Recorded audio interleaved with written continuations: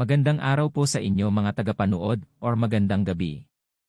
Ito po ay isang reaction video lamang mula kay tayo na at mag-subscribe sa kanya. Pa-subscribe na rin po sa channel ko. Tara na at nang masimulan na natin. Vietnam patuloy po ang sekretong invasion sa Pilipinas.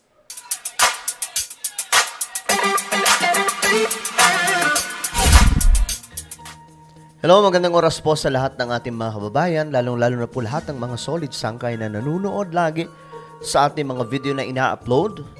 Bago tayo magsimula mga sangkay, pakisubscribe po muna yung ating YouTube channel. Sa baba ng video na to, i-check nyo na lamang mga sangkay, makikita nyo po dyan yung subscribe button. Pindutin nyo lamang po yan, tapos i-click nyo yung bell at i-click nyo po yung all. Ulitin ko, click the subscribe down below, click the bell, and click all. At kung kayo ay nanonood sa Facebook, huwag niyong kalilimutan na i-follow ang ating Facebook page. Anyway, yung mga follower pala natin na nasa Facebook, no? Ang gawin nyo, mga sangkay, puntahan nyo mismo yung mismong Facebook page ko, yung Sangkay Janjan TV Official. Okay? O kaya kung anumang Facebook page natin na ina-uploadan ng mga video. Kasi ayon po sa nag-report sa akin, hindi na daw po nila makita yung iba pang mga content na ina-upload ko. Nagtataka po sila. Kinailangan pa nilang puntahan yung aking Facebook page. So, ang gawin nyo, ganun din. Puntahan nyo yung Facebook page ko. Type nyo lamang dyan. Sangkay Janjan TV Official. At makikita nyo po doon yung mga pinopost natin. Okay? Dahil hindi ko alam. Baka yung algorithm medyo tagilid ngayon, no? Dahil nga po sa ating mga nagiging topic. Well, hindi po natin ito uurungan mga sangkay, no? Ito na nga po. Gusto kong i-topic ito ulit, itong sekretong invasion ng Vietnam sa Pilipinas dyan sa West Philippine Sea, sa Spratleys Island. Ngayon kasi, itong Spratly Island, marami po talagang gustong makakuha dito. At itong Vietnam, mga sangkay, talagang desidido po sila. At mas lalong agresibo. Ang nakapagtataka lang kasi, marami pong nanawagan neto ngayon sa social media, netizens. Subalit, wala po talagang nakikinig. Kahit po yung media. Okay? Kaya nga, mga sangkay, makikita natin ang larawan dito. Ito. May nag-post na ito. Ito yung China. Itong flag ng China. Ito naman ang flag ng Vietnam. Kung papansinin po natin, mas nangunguna po dito itong Vietnam. Talagang sila, very, very aggressive sa ginagawa po nilang reclamation dyan sa West Philippine Sea. Ito, Land Reclamation Sweepstakes. Okay? Ito po ay gawa ng Rebel Pepper. Sabi po dito sa post niya, under a major expansion plan in the disputed South China Sea, Vietnam has nearly doubled its newly reclaimed areas in 1 year. So, sabi po dito mga sangkay,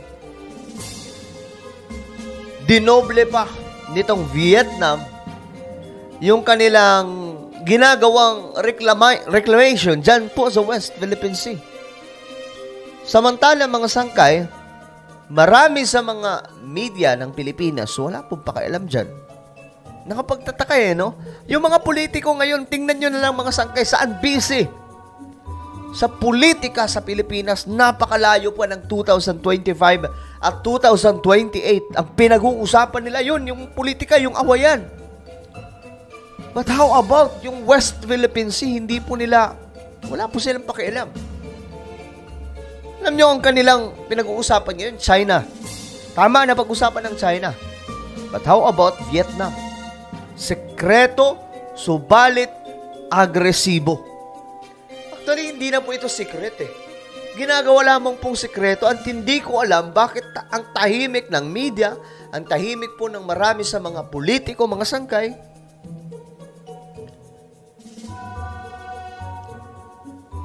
Lagi ko itong sinasabi. Wala na ako sa politics. Ayoko na mag-comment about sa politika niyan na puro away, puro siraan, ngak-ngakan, tapunan ng basura. But when it comes to our territory, magsasalita po tayo dito. Yung iba kasi, puro China. Ako, mga sangkay, bumaba na tayo sa China, di ba? Alam nyo yan. Bumaba na tayo sa China. Pero bumabanat din po tayo sa Vietnam. Itong Vietnam yung numero 1 dyan. Dapat ang bantayan ng Pilipinas, hindi lamang po China. Kasama po dyan yung Vietnam. Kung kinu-call out ng Pilipinas yung China, dapat i-call out din po ng Pilipinas yung Vietnam. Mahirap ba i-call out yung Vietnam? Ano ba mayroon? Ang bihira. According to a report by the Asia Maritime Transparency Initiative, a unit of the U.S. Center for Strategic and International Studies. Okay, ito na po yun. Ito yung nakita nila mga sangkay. Ang China nag-i-expand ng bubuli. Pero mas malala din ang ginagawa ng Vietnam, guys. Alam nyo, i-check nyo dito ha. Kung titingnan po natin mga sangkay itong expansion nitong Vietnam. Ito po yung South China Sea or West Philippine Sea. Tingnan nyo mabuti mga sangkay kung sino ang may pinakamarami dyan. Sino ang may pinakamaraming nakuha mga sangkay? Kung makikita nyo po itong mga larawan na may isang malaking star, yan po yung Vietnam. Kung bibilangin po natin yan, napakarami yan kumpara dito sa Malaysia, may Brunei, may Taiwan, Pilipinas. Kung bibilangin natin yan mga sangkay, ang may pinakamaraming, ayan o, tingnan nyo na lang. Kung sino ba ang may pinakamarami. Ayan o. Sino ba yung may pinakamarami? Di Vietnam. Tapos, nadagdagan pa. Kasi ayon po sa report, ito mga sangkay, 2023, okay? Ginagawa na po nila itong matinding reclamation. Okay, ito. Nag-start December 2019. Ngayong April 18, 2023, nitong taon lang mga sangkay, ito na po ang nagawa. Tingnan natin ha. Ito. Ganyan siya nung 2019. Ngayon, Vietnam po ito ha. Iyan na po. Ngayong 2023, ang laki po ng tinapyas, no? Ganun po katindi. Ito pa, marami po yan mga sangkay. Ito, sa Tenen Reef. Okay?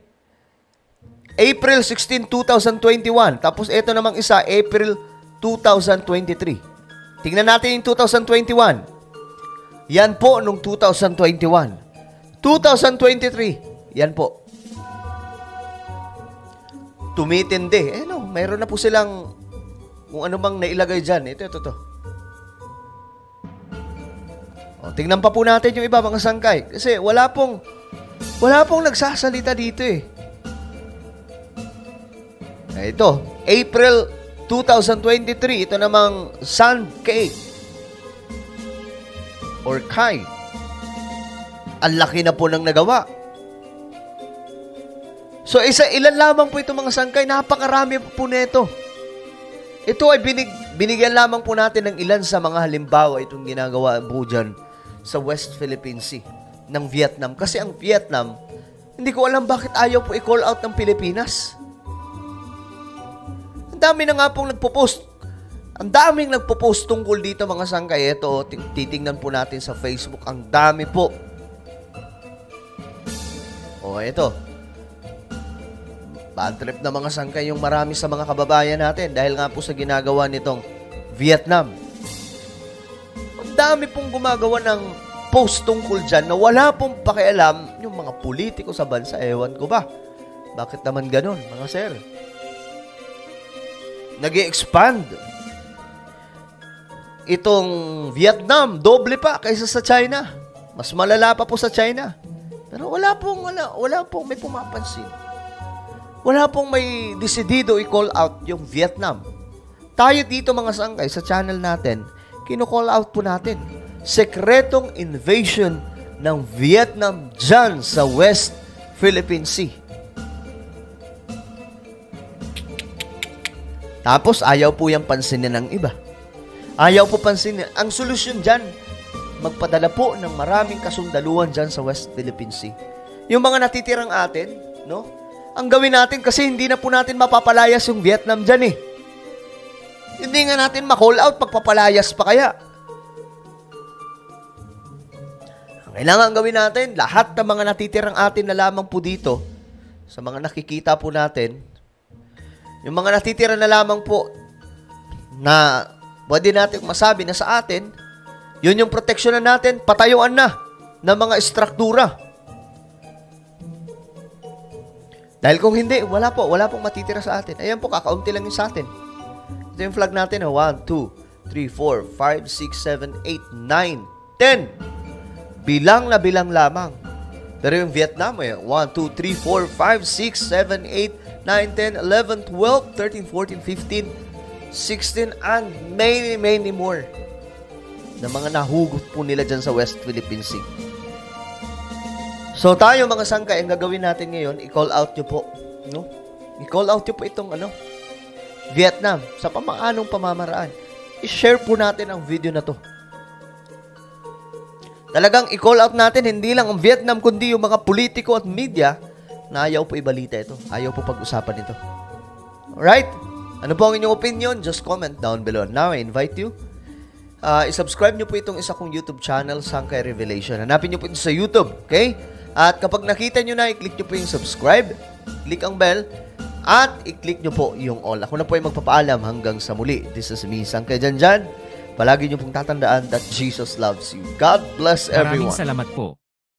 Huwag kalimutan mag-subscribe na po tayo kay. Pa-subscribe na rin po sa channel ko. Bye-bye po.